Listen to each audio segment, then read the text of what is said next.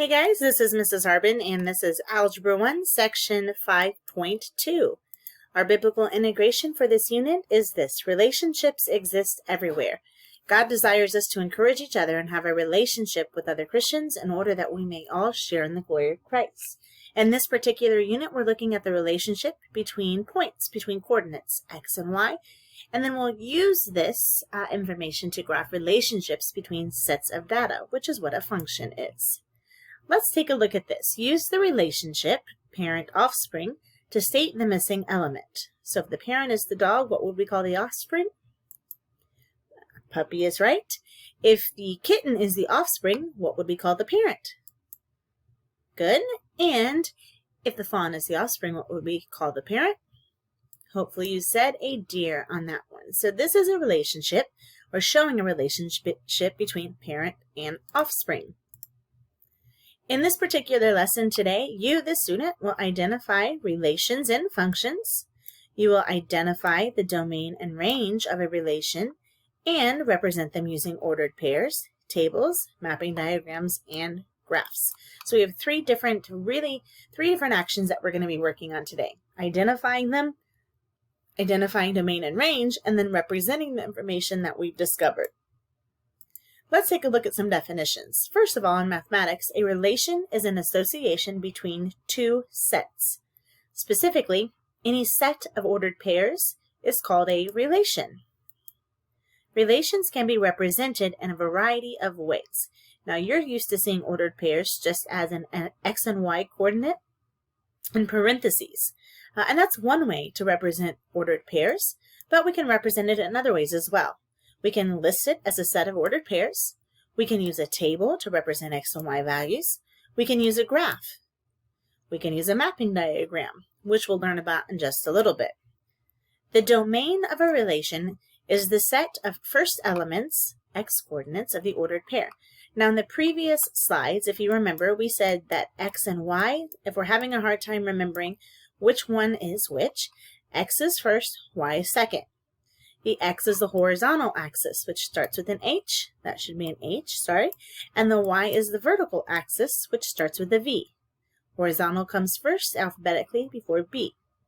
X is also called the abscissa, and y the ordinate. Alphabetically, a comes before o.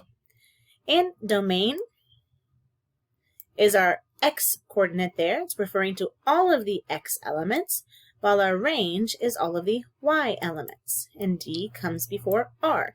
So as we go through all of this terminology and all this vocabulary, if you're having a hard time remembering which one is which, for the most part, there's one exception, but for the most part, you'll see that anything that refers to the x-axis comes alphabetically first before anything that refers to the y-axis. So our domain is a relation.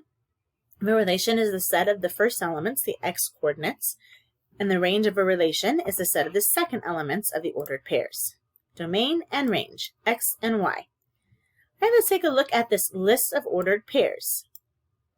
If we were asked to list the domain, we want to list all the x values. So we have -3, 2, and 4.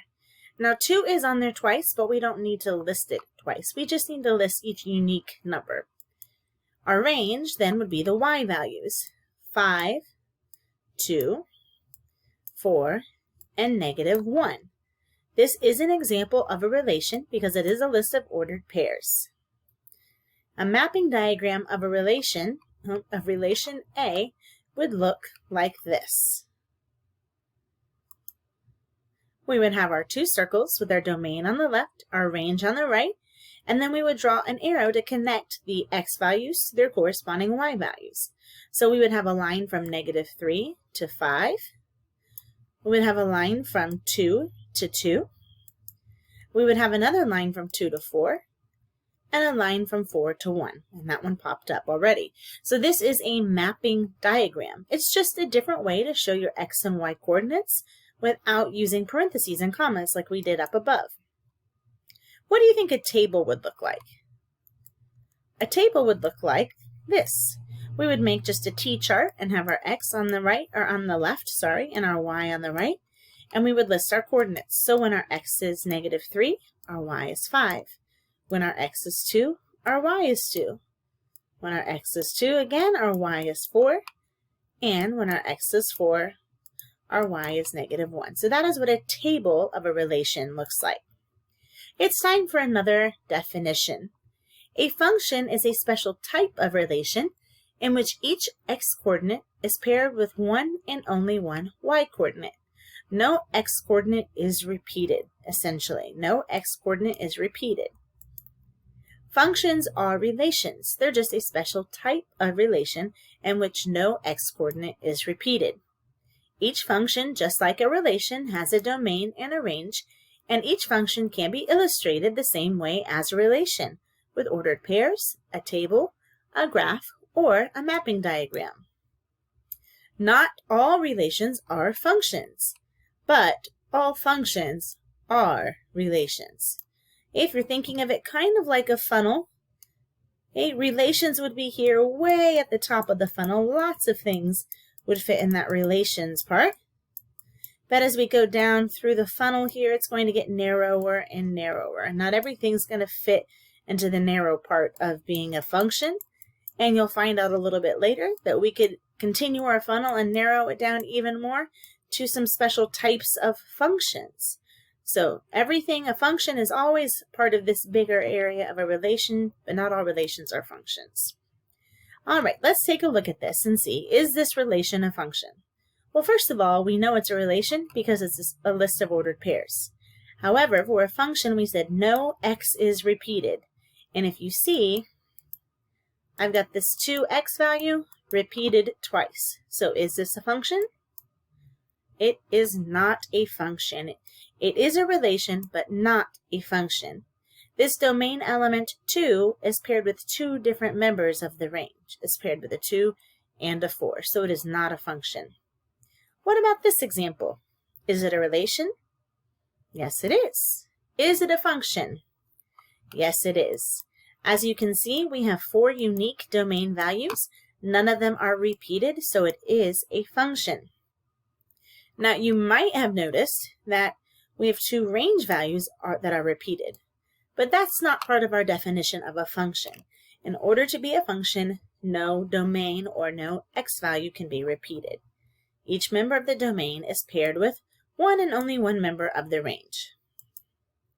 Lowercase letters, particularly f and g, are used to name functions. We don't usually write out the whole word, function 1 or function 2. We just use f and g.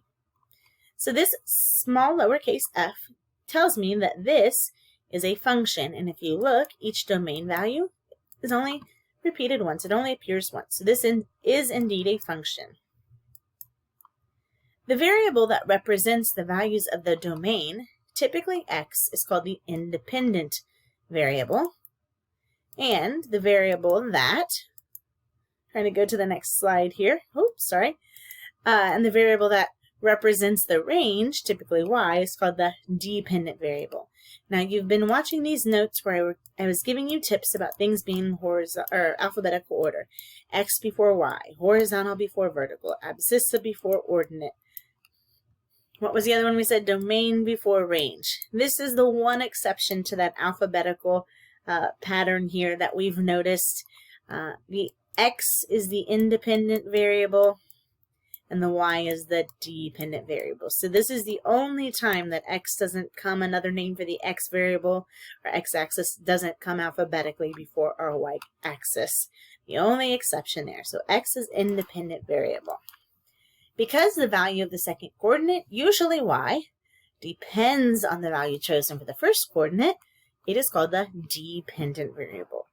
Our value of y depends on the value of x, because we have to go over left or right on x first before we can go up and down for y.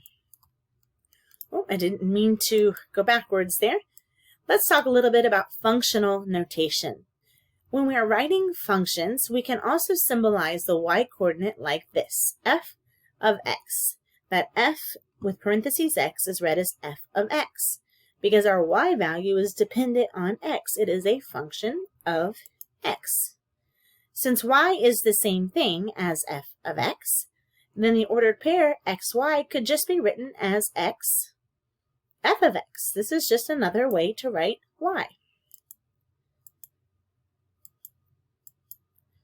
let's take a look at this function, 6, 9, 4, 12, and 0, 4. Remember that function notation y can just be written as f of x. So if I wanted to know f of 6, what I really want to know is what's the y value when my x is 6 and my domain is 6. Well, when my x is 6, my y, my f of x, is 9. What's my f of 4? What number is a function of 4? Hopefully you said 12. And what number is a function of 0? Hopefully you said 4. Another way that we can figure out the y value, or f of x, is by using a graph. So here is our actual function rule. Y equals plus or minus x. And we're told to use these 4 and 9. So we're going to make a table to find these values. On the left-hand column, I've got my x values, 1, 4, and 9. In the middle column, I've got my equation here, my function rule, and I'm going to plug and chug. And after I plug in my x value, I should know my y value. So when I plug in 1, I get y equals the square root of 1, and the square root of 1 is plus or minus 1. When I plug in 4, I get y equals the square root of 4, and the square root of 4 is plus or minus 2. And when I plug in 9, I get the square root of 9, and the square root of 9 is plus or minus 3. Are these ordered pairs a relation? Yes, any set of ordered pairs is a relation. Are they a function? Let's see. Here are all the ordered pairs listed in the parenthetical form. We've got 1, 1, we've got 4, 4, and we've got 9, 9. As you can see, my x values are repeated, so I've already answered this last question. Is this a function? No. Now let's go ahead and define our domain. Remember, domain is just all the unique or all the x values, but if it's listed more than once, we don't have to list it more than once in our domain. So our domain is just 1, 4, and 9. Our range would be -3, -2, -1, 1, 2, and 3. We're going to take all of our y values from up above and list them here in alphabetical order, not alphabetical order, numerical order. And is this a function? We've already said no. Because the x values are repeated or shared, it is not a function. It is a relation, but it's not a function. All right, let's take a look at example 4. This is on page 190 of your book. We're going to make a table to find the values here in this one. You can see the number of bags we have it going across the top and the costs going along the bottom. Let's make a graph of this information. Our bags is our dependent variable. The cost depends on the number of bags. So the cost is our, I think I said that backwards. Our bags is our independent variable, and the cost is the dependent variable. The cost depends on the number of bags. So we're going to graph that information from above. You can see the first item up here on our chart said 1 bag and our cost was 2. So we went over 1 and up 2 and plotted that point. And then we had 2, 4. So we went over 2 and up to 4 and plotted our point. So you can see that we plotted those all along the way there. All right, today we looked at these things. We identified relations and functions. We identified the domain and range of a relation, and we represented them using ordered pairs, tables, mapping diagrams, and a graph right there at the very end. Just a couple of things to remember. Your domain is just your x values, and your range is your y values. And in order for a relation to be a function, it must have no repeat x's. No repeat x's, and then it's a function. If you've got a repeat x, you're still a relation. You're just not a function. So keep that in mind. Add it to your notes if you need to. If you have any questions, be sure to ask me next class.